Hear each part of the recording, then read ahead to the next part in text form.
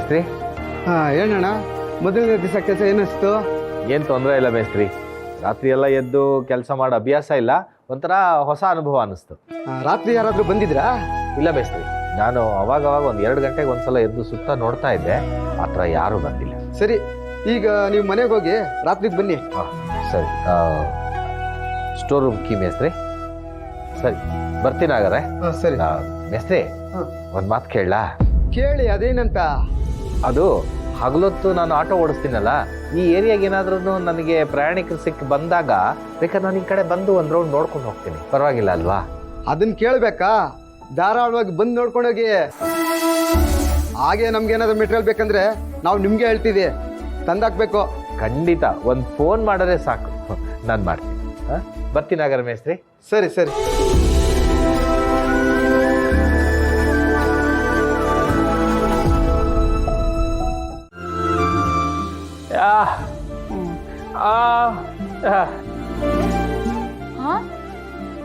ಏನೋ ಹೇಳ್ತಿದ್ಯಾ ನೀನು? ಜಾನವ್ರೆ, ನಾವು ಅಜ್ಜಿನ ಇಲ್ಲಿ ಬಿಟ್ಟೋಗುಮ ಅಂತ ಬಂದಿದ್ದು. ಇನ್ನು ಎಷ್ಟು ದಿನ ಇಲ್ಲೇ ಇರಕ್ಕಾಯ್ತದೆ, ಅದಕ್ಕೆ ನಾವು ಹೊರಡ್ತೀವಿ ಅಂತ ಹೇಳ್ತಾವ್ರೆ. ಸದ್ಯ ಇವನು ಮೊದಲು ಹೋದ್ರೆ ಒಳ್ಳೇದೆ, ಆದ್ರೆ ಈ ಅಜ್ಜಿನ ಯಾಕೆ ಬಿಟ್ಟು ಹೋಗ್ತಾ ಇದ್ದಾರೆ? ಅವ್ರನ್ನು ಕರ್ಕೊಂಡು ಹೋಗಿದ್ರೆ ಚೆನ್ನಾಗಿರ್ತಿತ್ತು. ಏನೋ ಅಣ್ಣ, ನೀನ್ ಹೀಗ್ ಮಾಡೋದು ಸರಿ ಇಲ್ಲ.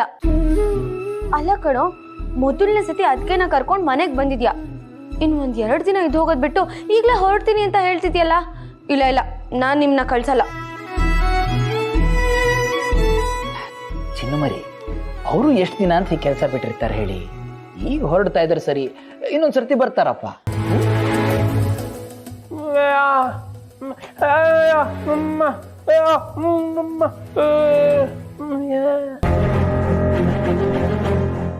ಇಲ್ಲ, ಅದೆಲ್ಲ ಆಗಲ್ಲ.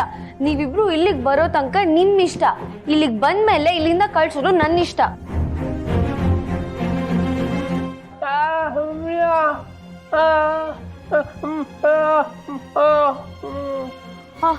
ಕೆಲ್ಸ ತಾನೆ?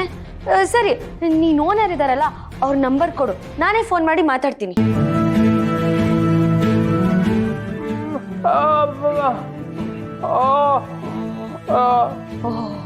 ಅವ್ರು ಬೇಜಾರಾಗೋದು ನಿಂಗೆ ಗೊತ್ತಾಗುತ್ತೆ, ನಾನ್ ಬೇಜಾರಾಗೋದು ನಿಂಗೆ ಗೊತ್ತಾಗಲ್ವಾ?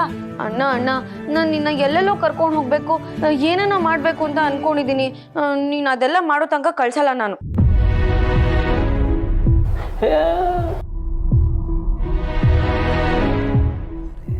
ಅವರೇ ಹೋಗ್ತೀನಿ ಅನ್ನೋವಾಗ ಇವ್ರು ಯಾಕೆ ಕಳಿಸ್ಕೊಡ್ದೆ ಏನೋ ಮಾಡ್ತೀನಿ ಅಂತಿದಾರಲ್ಲ, ಯಾಕೆ ಇವ್ರು ಹೀಗಾಡ್ತಾರೆ? ಜಾನವ್ರೆ, ಈಗಾಗಲೇ 2 ದಿನ ನಾವು ಇಲ್ಲೇ ಇದ್ದೀವಿ, ಇನ್ನು ಎಷ್ಟು ದಿನ ಅಂತ ಇರಕ್ಕಾಯ್ತದೆ? ಇನ್ನೊಂದ್ಕಿಂತ ಮತ್ತೆ ಬರ್ತೀವಿ. ಅಜ್ಜಿ, ನೀನೇ ಇವರಿಬ್ರಿಗೂ ಹೇಳ್ಬೇಕು. ಇವಾಗ ಅವ್ರು ಹೊರಟ್ರೆ ನಾನು ಕೋಪ ಮಾಡ್ಕೋತೀನಿ. ಕೋಪ ಮಾಡ್ಕೊಂಡ್ರೆ ಏನಾಗುತ್ತೆ ನಂಗೆ ಅಂತ ಗೊತ್ತು ತಾನೆ, ಅದ್ರ ಬಗ್ಗೆನೂ ಯೋಚನೆ ಮಾಡ್ಕೊಂಡು ಕುತ್ಕೋತೀನಿ.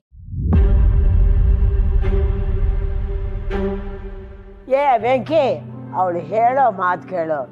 ಈ ಸಮಯದಲ್ಲಿ ಅವಳು ಖುಷಿಯಾಗಿರ್ಬೇಕು ಕಣ. ಅವಳು ಆಸೆ ಪಟ್ಟಿದ್ದನ್ನೆಲ್ಲ ನೆರವೇರಿಸ್ಬೇಕಾದ್ದು ಅಣ್ಣನ ಕರ್ತವ್ಯ ಕಣ. ಸುಮ್ಮನೆ ಅವ್ರು ಹೇಳ್ದಾಗ ಕೇಳ್ಕೊಂಡು ಇಲ್ಲೇ ಇರೋ.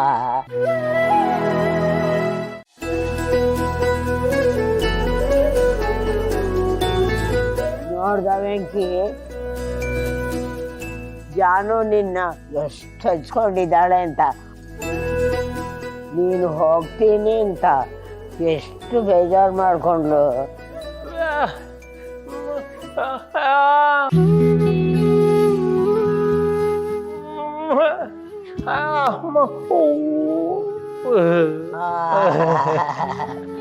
ವೆಂಕಿ ಅಣ್ಣ, ಅದಕ್ಕೆ ಬನ್ನಿ, ನಾವು ಹೊರಗಡೆ ಹೋಗ್ಬರೋಣ ಇವತ್ತು.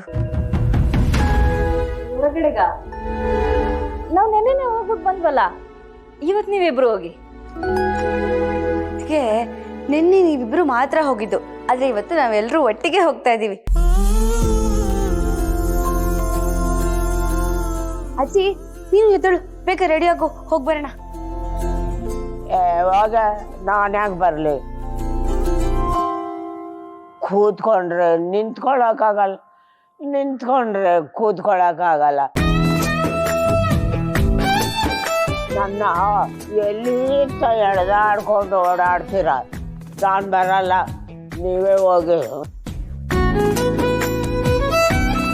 ಅಲ್ಲಾಜಿ, ಇಷ್ಟು ದೊಡ್ಡ ಮನೇಲಿ ಒಬ್ಬರೇ ಇರ್ತೀರಾ, ಭಯ ಆಗಲ್ವಾ? ವಯಸ್ಸಿನಲ್ಲೇ ಭಯ ಪಡಲಿಲ್ಲ, ಈಗ ಭಯ ಪಡ್ಲ.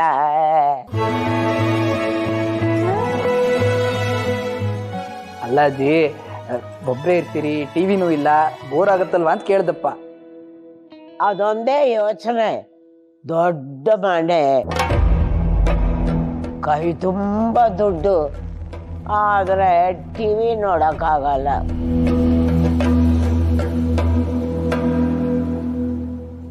ಅಜ್ಜಿ ನೋಡಿ, ನಾನು ಆಫೀಸಲ್ಲೇ ಇರ್ತೀನಿ, ಇನ್ನು ಜಾನ್ವಿ ಅವ್ರಿಗೆ ಮೊಬೈಲ್ ಇದೆ, ಹಾಗಾಗಿ ನಾವು ಟಿವಿ ಹಾಕಿಸ್ಕೊಂಡಿಲ್ಲ. ನಿಮ್ಗೆ ಬೇಕು ಅಂತಂದ್ರೆ ನಾವು ರೀಚಾರ್ಜ್ ಮಾಡಿಸ್ಕೊಡ್ತೀನಿ ಬಿಡಿ. ಹೋಗ್ರಪ್ಪ ನೀವು, ನಾನು ಬರಲ್ಲ. ನೀನು ಬರೋ ತನಕ ನಾನು ನಿದ್ರೆ ಮಾಡ್ತಾ ಇರ್ತೀನಿ.